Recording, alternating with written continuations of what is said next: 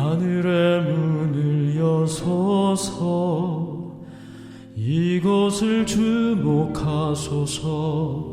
주를 향한 노래가 꺼지지 않으니 하늘을 열고 보소서. 이곳에 임재하소서. 주님을 기다립니다. 기도의 향기가 하늘에 닿으니 주여 임재하여 주소서.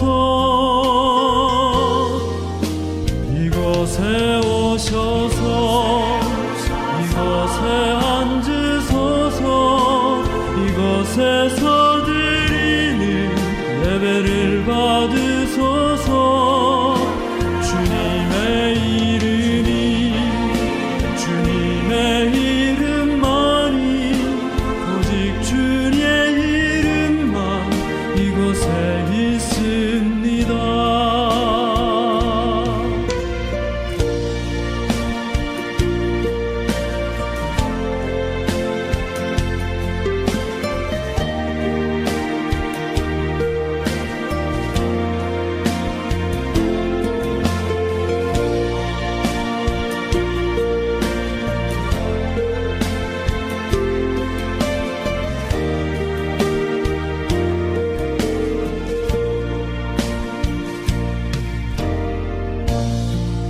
하늘의 문을 여소서.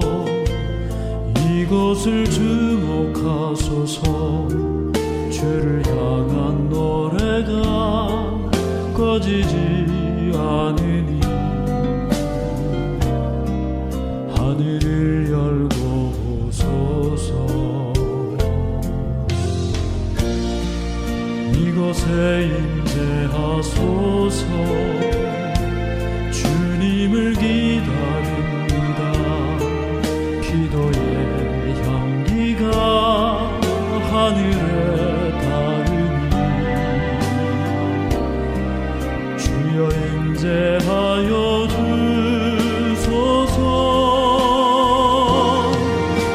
이곳에 오셔서 이곳에 앉으소서. 이곳에서 예배를 받으소서. 주님의 이름이 주님의 이름만이 오직 주의 이름만 이곳에 있습니다. 이곳에 오셔서 이곳에 앉으소서. 이곳에서 드리는 예배를 받으소서. 주님의 이름이 주님의 이름만이 오직 주의 이름만 이곳에 있습니다.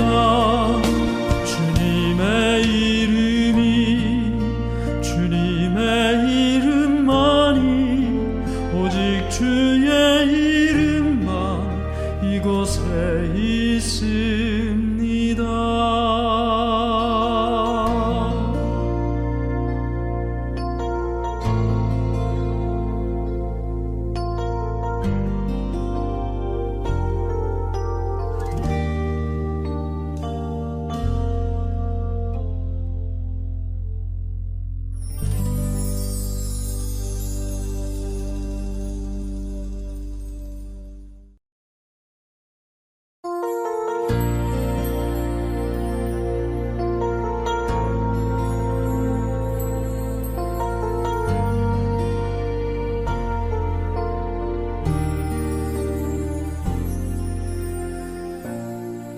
하늘의 문을 여소서. 이곳을 주목하소서. 주를 향한 노래가 꺼지지 않으니 하늘을 열고 보소서. 이곳에 임재하소서. 주님을 기다립니다.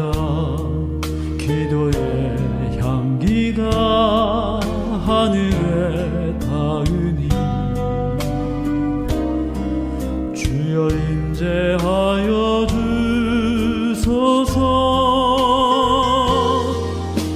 이곳에 오셔서 이곳에 앉으소서. 이곳에서 드리는 예배를 받으소서. 주님의 이름이 주님의 이름만이 오직 주의 이름만 이곳에 있습니다.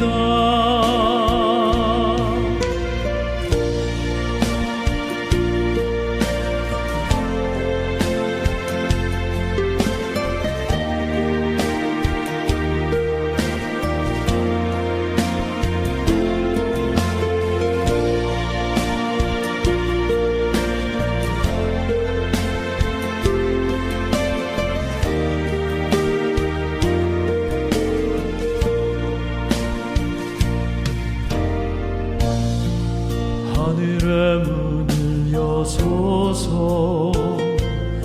이곳을 주목하소서. 주를 향한 노래가 꺼지지 않으니 하늘을 열고 보소서. 이곳에 임재하소서. 주님을 기다립니다. 기도의 향기가 하늘에 닿으니 주여 임재하여 주소서. 이곳에 오셔서 이곳에 앉으소서. 이곳에서 예배를 받으소서. 주님의 이름이 주님의 이름만이 오직 주의 이름만 이곳에 있습니다. 이곳에 오셔서 이곳에 앉으소서. 이곳에서 드리는 예배를 받으소서. 주님의 이름이 주님의 이름만이 오직 주의 이름만 이곳에 있습니다. 주님의 이름이 주님의 이름만이 오직 주의 이름만 이곳에 있습니다.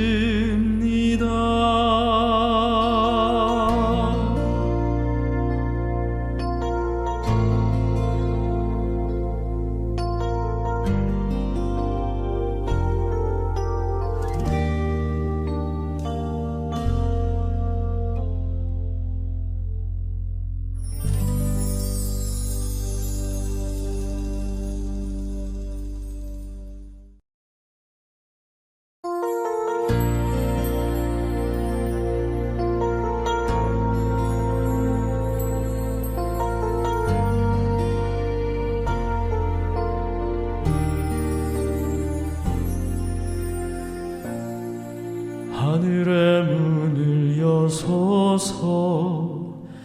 이곳을 주목하소서. 주를 향한 노래가 꺼지지 않으니 하늘을 열고 보소서. 이곳에 임재하소서. 주님. 안녕하십니까? 네, 오늘도 함께 하나님께 예배를 드릴 수 있게 된 것 감사하게 생각합니다. 원근 각처에서 오늘 이 방송을 통해 예배에 참여하신 모든 분들 진심으로 환영합니다. 하나님의 은혜가 오늘도 우리와 함께 하시기를 간절히 바랍니다. 다 같이 묵상으로 예배를 시작하도록 하겠습니다.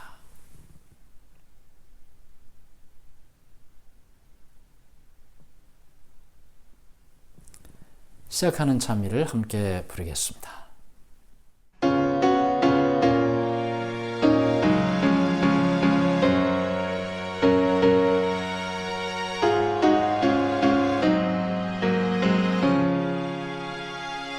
갈바리 언덕에서 들려온 사랑의 금성, 무정한 배반자도 사랑하시는 주님의 기도일세. 그 기도 메아리쳐 하늘도 눈물을 흘렸네.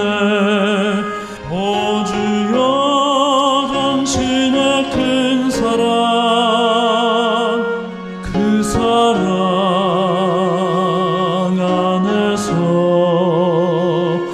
이고난 영원 주의 크신 구원을 얻게 하소서. 가련한 여인에게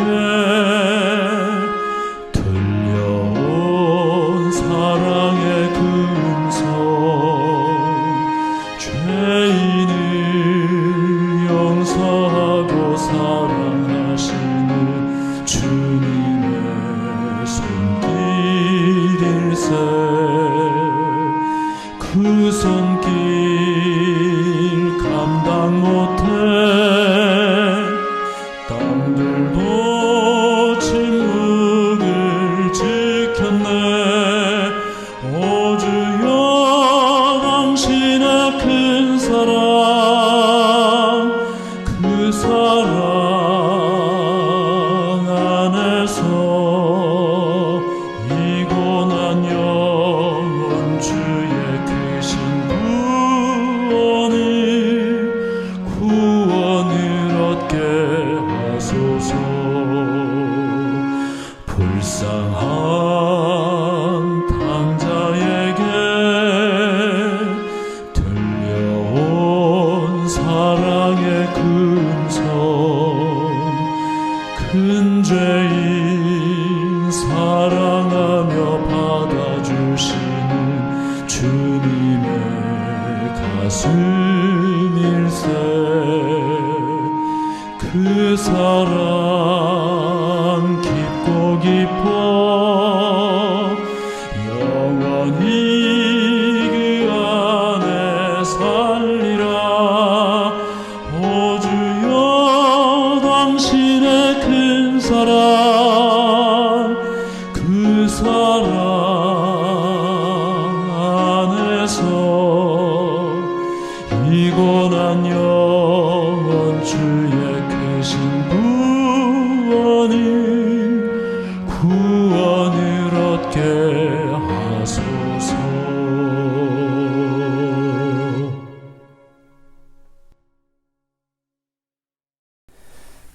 다 같이 기도드리겠습니다. 하늘에 계신 하나님 아버지, 하나님의 은혜를 감사합니다. 오늘도 우리 모두를 하나님 말씀 앞으로 인도해 주신 것 감사합니다. 주님께 기도하며 살아가는 우리 모두가 되게 도와주시고 말씀 앞으로, 찬송 앞으로, 하나님 앞으로 나아갈 수 있도록 인도해 주시옵소서. 이 시간에 우리와 함께 하신 주님의 성령이 우리를 주님 앞으로 인도해 주시기를 간절히 기도합니다. 원근 각처에서 함께 이 예배를 통해 하나님께 나아가는 주님의 모든 종들에게도 똑같은 주님의 은혜가 함께해 주시옵소서. 예수님 이름으로 기도드리옵나이다. 아멘.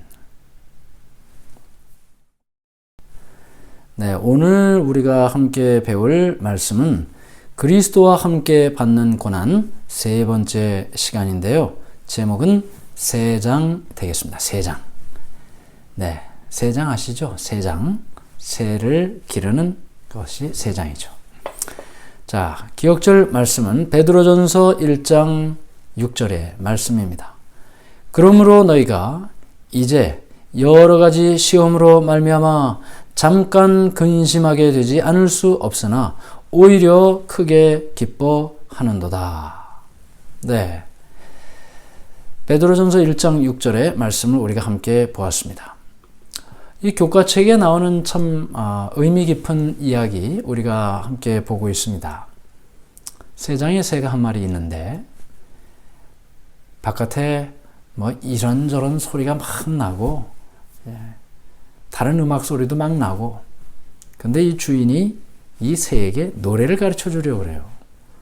근데 노래소리가 주인이 가르쳐 주는 노래만 있는 게 아니지 않습니까? 다른 소리도 다 들려요. 집중이 잘 안 돼요. 부분적으로 주인이 가르쳐 주는 노래를 배울 수는 있겠지만 완벽하게 배우지는 못하는 것입니다.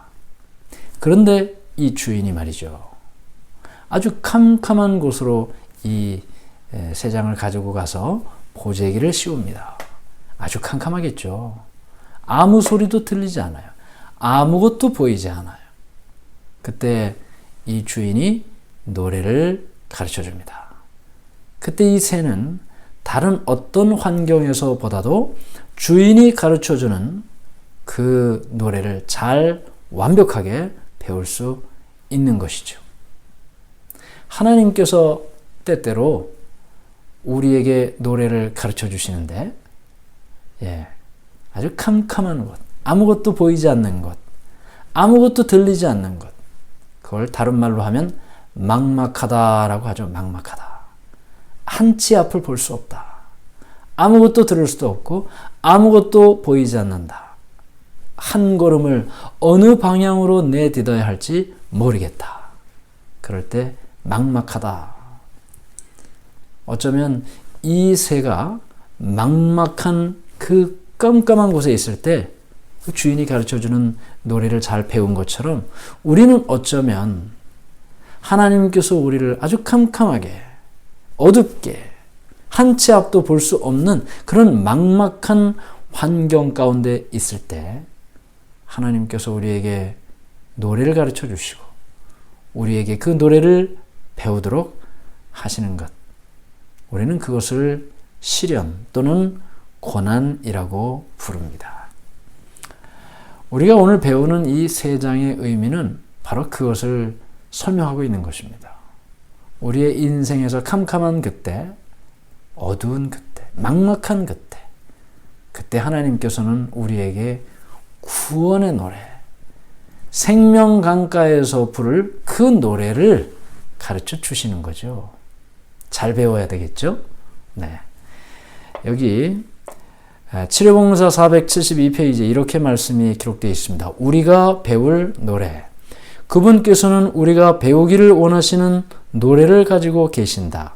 우리가 그것을 고난의 그늘 아래서 배우게 되면 그 후로는 언제든지 그 노래를 부를 수 있게 된다. 하나님께서는 우리에게 가르쳐 주실 노래가 있어요. 우리가 꼭 배우기를 원하는 그 노래예요. 그런데 그 노래를 고난의 그늘 아래서 배우게 된다. 잘 배우게 된다.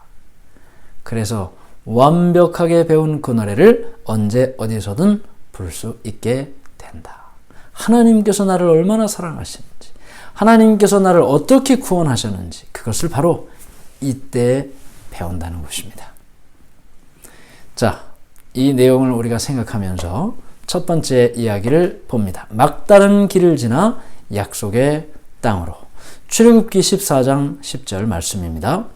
바로가 가까이 올 때에 이스라엘 자손이 눈을 들어 본즉 애굽 사람들이 자기들 뒤에 이른지라.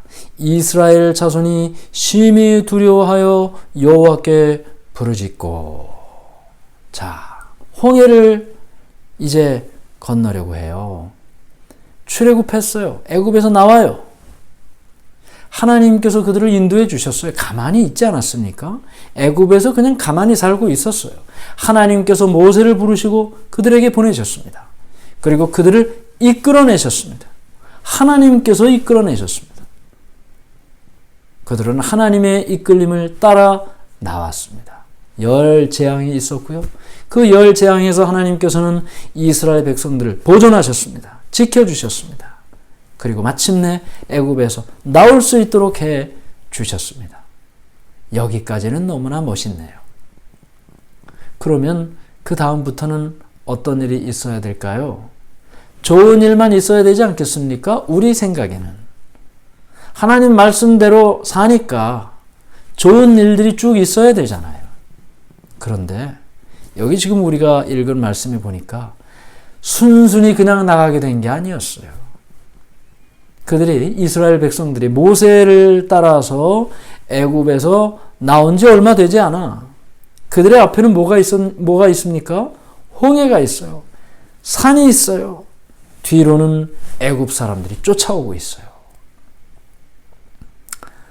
결국 이스라엘 사람들은 하나님을 따라 나왔는데 어려움을 겪고 있는 거예요. 막다른 길에 들어선 거예요. 앞에는 바다가 있고 뒤에는 쫓아오고 있는데 어디로 가란 말입니까?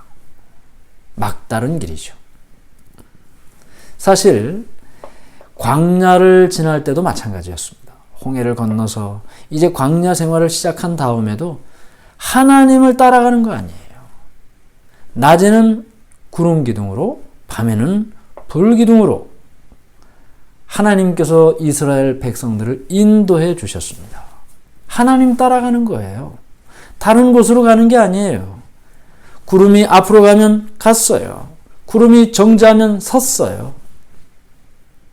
그런데도 어려움은 여전히 있었습니다. 고난은 여전히 있었습니다. 물도 없었고 힘들었고 그 사막 그 땅을 지나가는데 얼마나 힘들었겠습니까? 한두 명이 아니잖아요. 200만 명가량 됐는데 200만 명이 걸어서 이동한다고 생각해 보세요. 여러 가축들과 함께. 아수라장이 아니면 다행입니다. 그 과정 속에서 불기둥과 구름기둥으로 인도함을 따라가는 그들에게 여전히 고난이 있었습니다. 그런데 고난은 낭비되는 시간이 아니고 성장의 시간이다. 하나님께서 고난을 주시는 목적은 우리의 성장을 위함이다라고 말하고 있는 것입니다. 여기 가려 뽑은 기별 1권 117페이지. 시련과 고난은 주님의 귀중함을 절감하게 한다. 시련들은 그대들에게 하나님을 의지할 수 있는 기회를 주었고 열렬한 기도로 하나님을 찾게 하였으며 그분을 믿고 단순한 믿음으로 그분을 의지하게 하였다. 어떤 때는 말이죠. 하나님께서 시련을 주시지 않고 고난을 허락하지 않으시면 하나님을 찾질 않아요. 시련이 있어야 하나님을 찾아요. 그래서 하나님께서 시련을 우리에게 주시나요? 나 좀 만나라고. 시련 없으면 나를 만나러 안 오니까 시련을 좀 줘서 나를 좀 만나게 해야 되겠다. 하나님이 이래서 시련을 주시나요? 시련들은 그대들에게 하나님을 의지할 수 있는 기회를 준다. 하나님을 의지할 수 있는 좋은 기회입니다. 시련은 하나님을 원망하는 기회가 아니고 하나님을 의지하는 기회인 것입니다. 많은 사람들이 시련을 경험할 때 하나님을 원망해요. 안 좋은 일이 왔다고 하나님을 원망해요. 그러나 시련은 우리의 성장을 위한 것이고 이때 하나님을 의지하는 훈련을 받게 되는 것입니다. 열렬한 기도로 하나님을 찾는 훈련을 받게 되는 것입니다. 그분을 믿고 그 고난을 통과하는 훈련을 받게 되는 것입니다. 그저 단순히 복잡하게 생각하지 말고 앞이 안 보이는데 막막한데 그것이 경제적인 문제가 됐든 질병의 건강의 문제가 됐든 막막한데 그래도 하나님을 믿고 간다. 그래도 하나님을 믿고 간다. 이 믿음으로 가는 것이 바로 이 고난을 통해 하나님께서 우리에게 기대하시는 훈련 과정이고 목적이 되는 것입니다. 자, 이제 이렇게 광야를 지나는데 말이죠. 쓴물이라는 제목으로 이스라엘 백성들이 어려움을 겪습니다. 이게 다 고난에 대한 이야기니까요. 출애굽기 17장 1절 이스라엘 자손의 온 회중이 여호와의 명령대로 신 광야에서 떠나 그 노정대로 행하여 르비딤의 장막을 쳤으나 백성이 마실 물이 없는지라. 먹을 것이 없으면 며칠은 견딥니다. 마실 물이 없으면 견딜 수가 없죠. 살 수가 없으니까요. 사막에 먹을 물이 없다니 이게 얼마나 힘든 일입니까? 르비딤이라는 곳에 장막을 쳤는데 마실 물이 없었습니다. 하나님께서 그들에게 먹을 물이 있는 곳을 알게 하셨습니다. 마라라는 곳이에요. 마라. 근데 너무너무 목이 마른 이 사람들이 말이죠. 야, 물이다 하고 달려가가지고 막 물을 먹었는데 물이 너무 써요. 뭐 마실 수가 없어요. 원망합니다. 하나님을 원망해요. 사실 이 하나님께 나가기를 원하는 사람들이 하나님께서 시련을 주시면 하나님을 원망해요. 왜 내게 이런 일을 주시냐고. 여기 출애굽기 17장에 있는 이스라엘 백성들의 이야기를 이렇게 우리가 볼 수 있습니다. 그가 그곳 이름을 마사 또는 무리바라 불렀으니 이는 이스라엘 자손이 다투었으며 또는 그들이 여호와를 시험하여 이르기를 여호와께서 우리 중에 계신가 안 계신가 하였음이었더라. 여러분, 이스라엘 사람들 말이죠.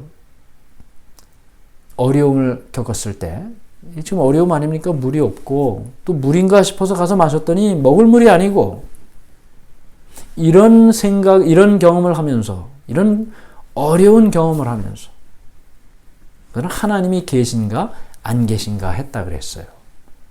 많은 사람들이 이 똑같은 경험을 합니다. 뭐 어려움이 있으면 어김없습니다. 하나님이 계신 거야. 하나님이 계시면 이러실 수가 있어. 내가 하나님을 어떻게 믿고 어떻게 봉사하고 어떻게 하나님께 헌신하고 살아왔는데 내게 이런 일을 만나게 하셔? 하나님이 계신 거야? 안 계신 거야? 의심하는 것입니다. 하나님을 의심하는 것입니다. 하나님의 존재를 의심하는 것입니다. 여기 내가 원하는 것과 내게 필요한 것이 있습니다. 우리는 하나님께 내가 원하는 것을 막 구해요. 하나님 이게 필요합니다. 이걸 원합니다. 도와주세요. 이걸 원합니다. 도와주세요. 근데 하나님께서는 내가 원하는 것을 다 주시진 않아요. 그렇지 않습니까? 우리가 원하는 것을 다 구한다고 해서 하나님께서 그것을 다 주시진 않잖아요. 근데 내게 필요한 것이 있어요. 내게 정말 필요한 것이 있어요. 그것은 하나님께서 주십니다. 내가 원하는 것들 가운데 정말 내게 필요한 것을 하나님께서는 주신단 말이죠. 비록 내가 원할지라도 그것이 내게 필요한 일이 아니라고 하나님께서 생각하시면 주시지 않습니다. 하나님은 나보다 나를 더 잘 아시기 때문이죠. 나는 내게 그것이 필요한 줄 생각하고 하나님께 구하지만 하나님께서 보실 때는 그게 필요한 것이 아니에요. 아니, 없어야 될 일이에요. 주시지 않는 것이죠. 우리를 위해서. 계속해서 내가 원하는 방법과 때가 있습니다. 하나님 이거 이렇게 해주시고 이때 주시고 내가 원하는 방법과 때가 있고 하나님께서 주시는 방법과 때가 있습니다. 내게 필요한 일이면 내가 원하는 방법 또는 내가 원하는 때가 아니라도 하나님께서 보실 때 이런 방법으로 하나님께서 보실 때 이때 가장 적합한 때 하나님께서 주신다는 것입니다. 어려움이 있을 때 내가 원하는 방법이 아니라도 하나님께서 원하시는 방법을 따라 내게 필요한 것을 주시는 분이 하나님이시다. 이 마라의 쓴물을 통해 우리는 이와 같은 교훈을 얻게 되는 것입니다. 다음 이야기는 광야에서의 대쟁투입니다. 예수님 이야기인데요. 예수님께서 요단강에서 침례를 받으시고 성령에 이끌려 광야로 가셨습니다. 그리고 거기에서 마귀에게 3가지 시험을 받으셨고 그 시험에서 모두 승리하셨습니다. 여기 누가복음 4장 1절 2절 예수께서 성령의 충만함을 입어 요단강에서 돌아오사 광야에서 40일 동안 성령에게 이끌리시며 마귀에게 시험을 받으시더라. 여기 성경을 읽다 보면 말이죠. 예수님께서 광야에 시험 받으러 가셨나? 성령이 예수님을 시험을 받게 하셨나? 이런 생각이 들게 좀 표현이 그렇습니다. 자, 내용은 이렇습니다. 예수님께서 침례를 받으셨습니다. 성령의 충만이 그곳에 있었습니다. 비둘기같이 임했습니다. 이는 내 사랑하는 아들이요 내 기뻐하는 자라. 예수님이 침례 받으실 때 성령이 임했습니다. 이제 예수님이 침례 받으셨다는 사실은 개인적인 삶을 사시던 예수님이 이제는 인류를 위한 구주로서의 삶을 시작한다라는 것입니다. 공생애라는 것이죠. 공생애. 3년 반 동안 그와 같은 삶을 사시는데 인류를 위하여 구주로서의 사명을 감당하기 위해서 그걸 준비하셔야 됐어요. 성령께서 그를 광야로 인도해 주셨습니다. 광야로 간 목적은 기도하기 위해서, 앞으로 감당할 사명을 준비하기 위해서 광야에 갔습니다. 그리고 정말 성령의 이끌림을 받아 기도하고 그리고 준비했습니다. 이렇게 기도하고 준비하는 사람에게 사단이 옵니다. 사단이. 시험하러 와요. 그래서 바로 이 누가복음 4장 1절과 2절은 바로 그 이야기인 것입니다. 시험 받게 하려고 성령께서 데려가는 것이 아니고 성령은 예수님의 사명을 따라 인도해 주시는 거예요. 하나님의 사명을 마칠 수 있도록 준비하기 위해서 인도해 주시는 거예요. 그 일을 성령이 인도하시는 그 길을 사탄이 시험하는 것입니다. 인간이 가장 연약할 때 그 연약한 부분으로 사단이 시험하지 않습니까? 그래서 예수님께서 40일 동안 이 광야에서 금식하셨는데 그 금식하실 때 먹는 것에 대한 시험을 주신 거예요. 연약함으로 시험을 하는 것입니다. 여기 이렇게 말씀이 기록되어 있습니다. 우리 교과책 42페이지에 보면 시험이 견디기 힘든 까닭은 그것이 우리에게 정말로 필요한 것들을 미끼로 사용하고 또 언제나 우리가 가장 연약한 순간에 찾아오기 때문입니다. 시험이 하나도 필요하지 않은 것으로 시험하면 누가 시험에 굴복되겠습니까? 시험에 넘어가겠습니까? 필요한 거예요. 그리고 가장 연약한 순간에 찾아온다. 예수님께서 바로 이 광야에서 금식하시며 기도하실 때 먹는 것, 이 돌들로 떡덩이가 되게 하라. 내가 만일 하나님의 아들이거든 이 돌들로 떡덩이가 되게 하라. 그렇게 시험을 했던 것입니다. 좋은 소식이 있습니다. 어떤 좋은 소식이냐면 예수님께서 시험을 받으셨는데 승리하셨어요. 그렇죠? 여기 교재 43페이지에는 이렇게 기록을 하고 있습니다. 예수님께서 우리의 죄를 짊어지셨고 우리가 시험을 견디도록 모든 실패의 대가를 지불하셨으며 우리가 당하는 어떤 시련보다도 더 가혹한 시련을 통과하셨기 때문에 우리는 결코 하나님으로부터 버림받지 않는다는 것이다. 자, 우리가 시험을 받을 때 다 승리하면 좋겠죠. 그렇지 않습니까? 다 승리하면 좋겠죠. 예수님처럼 말이죠. 그러나 많은 경우에 있어서 우리는 승리도 하지만 실패도 합니다. 그런데 여기 예수님께서 우리의 죄를 짊어지셨어요. 우리가 시험을 견디도록 모든 실패의 대가도 지불하셨어요. 저는 이 말씀에 큰 은혜를 받습니다. 예수님께서는 우리가 당하는 그 모든 시험을 다 받으셨어요. 우리보다 더 큰 시험을 받으셨어요. 승리하셨어요. 그래서 우리가 당하는 시험이 어떤 시험인지 예수님이 너무나 잘 아세요. 그리고 예수님께서 우리가 승리하기를 바라시지만, 예수님처럼 우리가 승리하기를 바라시지만 시험에서 우리가 실패한다고 해도 우리를 정죄하지 않았어요. 여기 있는 말씀처럼 모든 실패의 대가를 이미 지불하셨어요. 시험에서 승리한 사람만 이뻐하시고 실패한 사람은 너는 뭐야 그게 30년도 넘게 교회를 나왔는데 그래가지고 되겠어? 이게 아니라고요. 너 지금 장로, 집사, 직책 받고 지금 이렇게 교회 지도자로 살고 있는데 그게 뭐야? 이게 아니고요. 실패의 대가를 이미 지불하셨다. 승리한 자에게도 하나님께서 복을 주시지만 실패한 자에게도 대가를 지불하시고 그에게도 하나님께서 인도함을 베풀어 주신다. 그래서 우리는 성공을 했거나 실패를 했거나 간에 결코 하나님으로부터 버림받지 않는다는 것입니다. 이것이 좋은 소식이에요. 이것이 바로 복음이에요. 이 일을 모르는 사람은 어떻게 합니까? 실패하면 낭망합니다. 절망합니다. 하나님께 나가기를 두려워합니다. 왜요?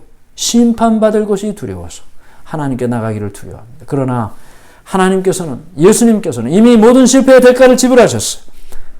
그리고 우리에게 오라고 말씀하시는 것입니다. 내가 너를 위하여 다 지불했으니 실패했어도 실망하지 말고 내게 오라. 내가 다 지불했다. 내가 너를 결코 버리지 않고 정죄하지 않는다. 여기 가룟 뽑은 기별 1권 279페이지에 이렇게 말씀이 기록되어 있습니다. 인간에게 소망을 주기 위하여 순복하심. 주님께서는 인간이 타락한 이래로 에덴 동산에서 추방되고 하나님의 빛과 사랑에서 분리된 인간이 자신의 힘만 가지고 도저히 사탄의 시험을 물리칠 수 없다는 것 역시 잘 알고 계셨다. 인간에게 소망을 주고 완전한 파멸에서 인간을 구원하기 위하여 인성을 취하시려고 당신 자신을 굽히셨다. 네, 여기 굽히셨다 그랬어요. 허리를 굽히셨다. 마음을 굽히셨다. 자존심을 굽히셨다. 누구를 위하여? 인간을 위하여. 여러분과 저를 위하여. 그렇게 예수님께서 이 땅에 오셨습니다. 인간은 마귀와의 싸움에서 결코 승리할 수 없습니다. 예수님은 그것을 너무나 잘 아십니다.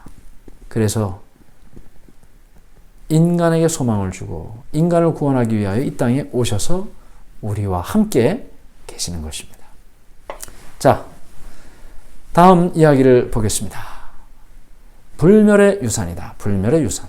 그러므로 너희가 이제 여러 가지 시험으로 말미암아 잠깐 근심하게 되지 않을 수 없으나 오히려 크게 기뻐하는도다. 너희 믿음의 확실함은 불로 연단하여도 없어질 금보다 더 귀하여 예수 그리스도께서 나타나실 때에 칭찬과 영광과 존귀를 얻게 할 것이니라. 자, 여기 너희가 이제 여러 가지 시험으로 말미암아 잠깐 근심한다. 크게 기뻐하라 그랬어요. 믿음의 확실함이. 우리가 이 땅에서 살면서 이 모든 힘들고 어려운 시간들을 인내로써 그리스도를 믿는 믿음으로 견디고 마침내 그것을 통과하는 그 이유가 무엇입니까? 마침내 예수님께서 이 땅에 오실 때 그렇게 견딘 사람들에게 칭찬과 영광과 존귀가 있을 것이다. 불멸의 유산인 것입니다. 여러분, 우리가 이 믿음의 확실함의 티켓을 받으면 주님께로부터 칭찬과 영광과 존귀를 얻는 자격을 얻게 되는 것입니다. 우리가 당하는 이 여러 고난이 우리가 받을 칭찬과 영광과 존귀에 비하면 너무나 작은 것이라고요. 견딜 수 있는 것이라고 말하고 있는 것입니다. 여기 베드로는 계속해서 이렇게 이야기를 합니다.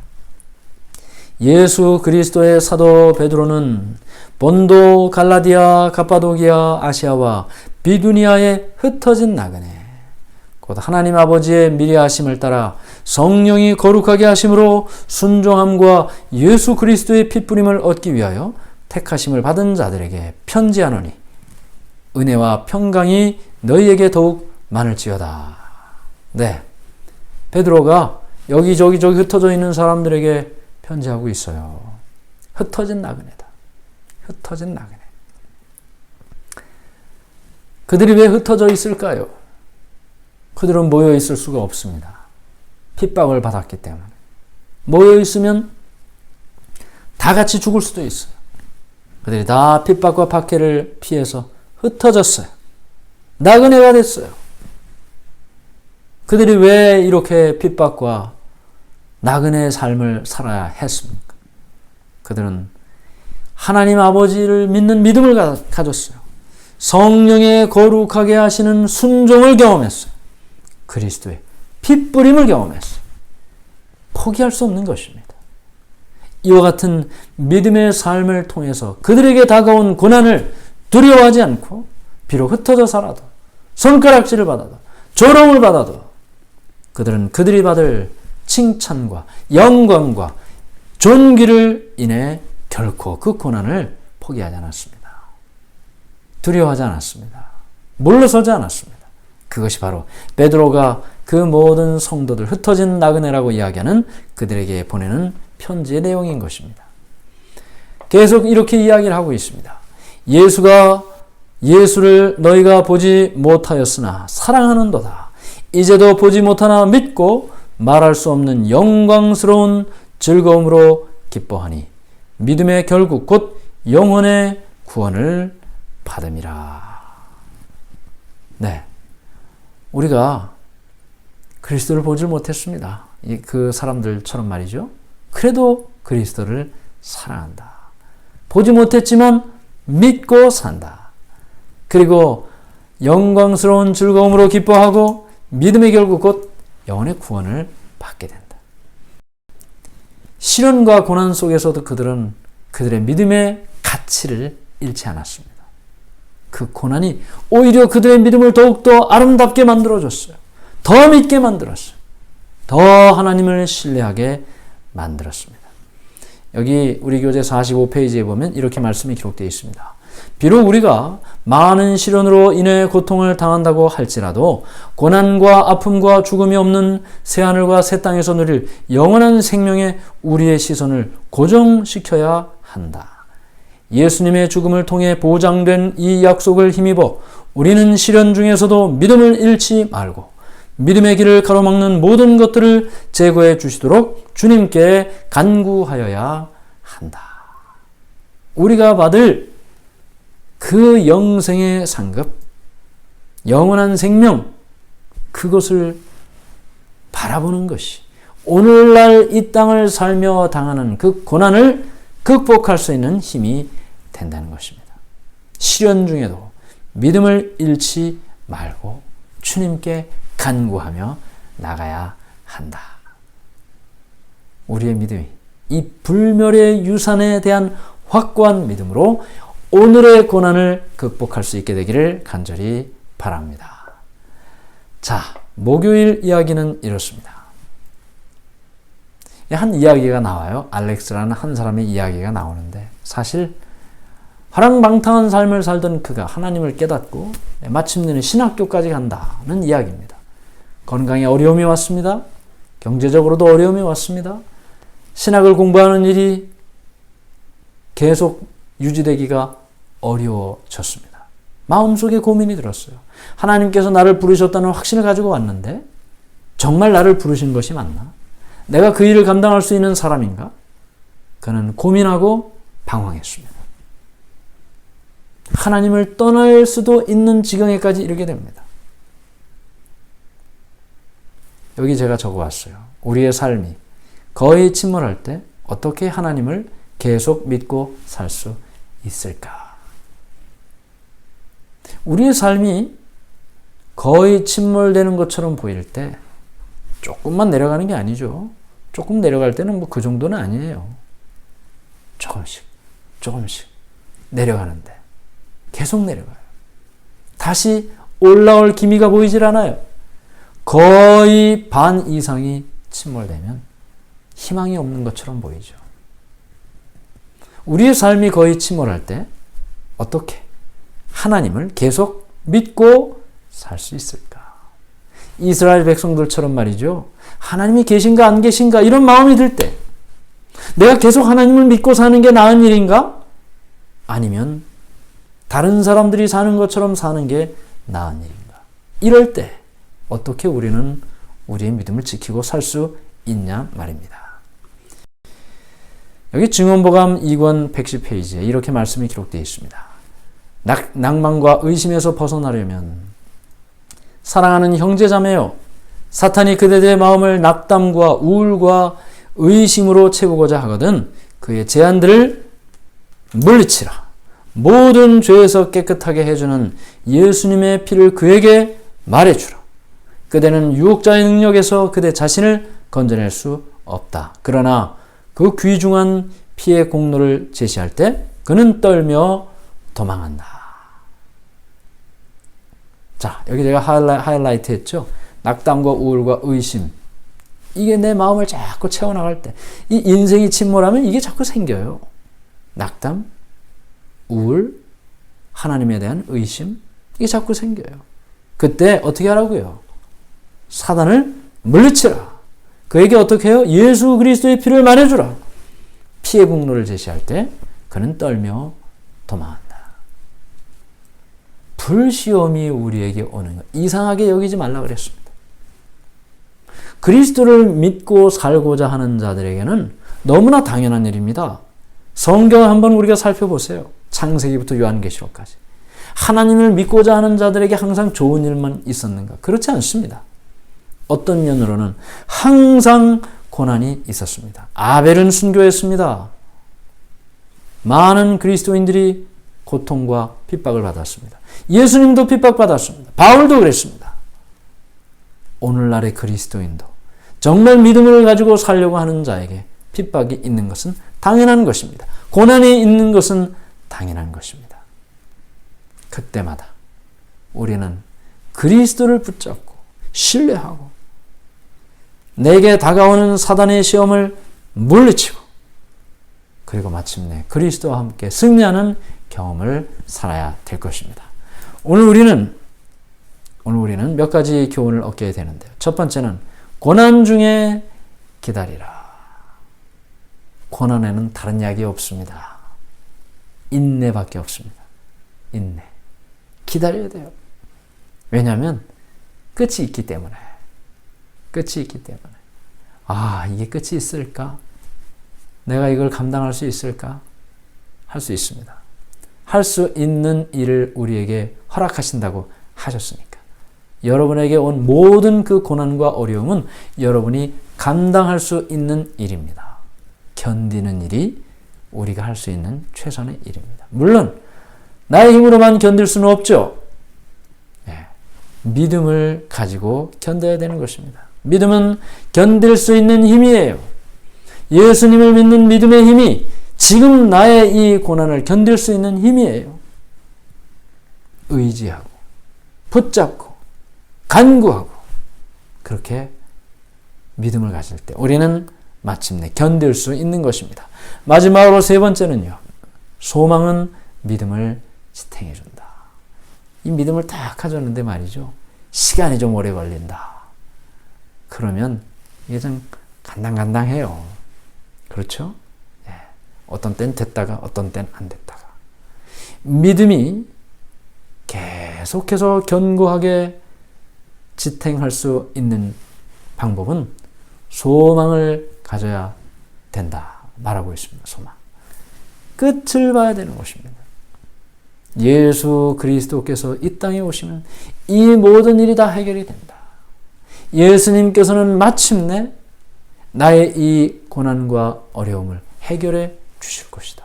소망을 가지고 믿음을 가지고 나갈 때 우리는 소망이 믿음을 지탱해 주는 것을 경험하게 될 것입니다. 오늘 우리에게 어떤 일이 다가오든지 주님 안에서 주님께서 주시는 힘으로 견디시길 바랍니다. 세상, 어둡고 캄캄한 그 막막한 곳에서 주인이 가르쳐주는 그 노래를 배운다면 그 고난의 캄캄함이 결코 낭비가 아닐 것입니다.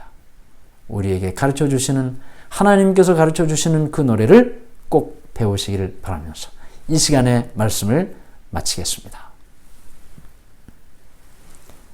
마지막 찬미 함께 부르겠습니다.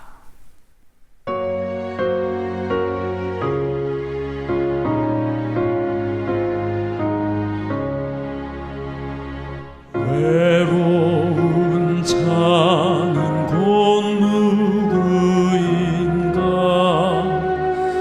맘 아파 헤매는 그대로다 십자가 형틀에 너 위에 상하신 하나님 독생자 왜 잊었나 오직 그분만은 널 돌보신다 오직 그분만이 널 사랑해 손 펴사 내 길 인도하시는 사랑의 주 예수 오 하나님 외로워 우는 자 그 누군가 친구를 잃은 자 그대로다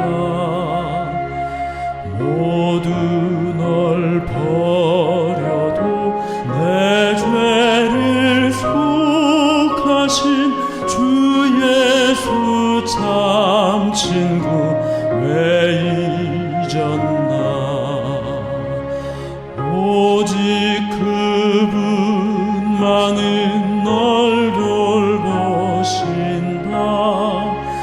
오직 그분만은 널 사랑해 손 펴사 내 길 인도하시는 사랑의 주 예수 오 하나님 사망을 이기신 능력의 주 내 곁에 늘 계심 왜 모르나 주 명령 따라서 사는 자 누구나 외롭지 않으며 즐거우리 오직 그분만은 널 돌보신다 오직 그분만은 널 사랑해 손 펴사 내 길 인도하시는 사랑의 주 예수 오 하나님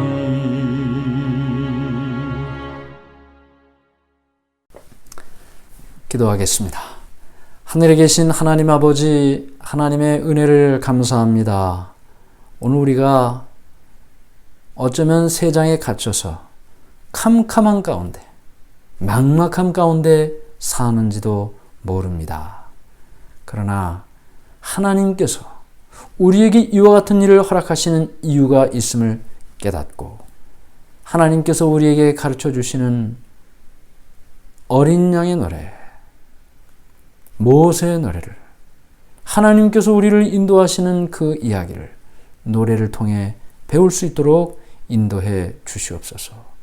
그래야 하여 사람들 앞에 하나님으로부터 배운 그 노래를, 고난 중에 배운 그 노래를 사람들에게 불러주며 하나님이 이런 분이었다. 하나님께서는 나에게 이렇게 대해주셨다. 힘들었지만 이렇게 극복했다. 그렇게 노래하며 사는 우리 모두가 되도록 인도해 주시옵소서. 예수님 이름으로 기도드리옵나이다. 아멘.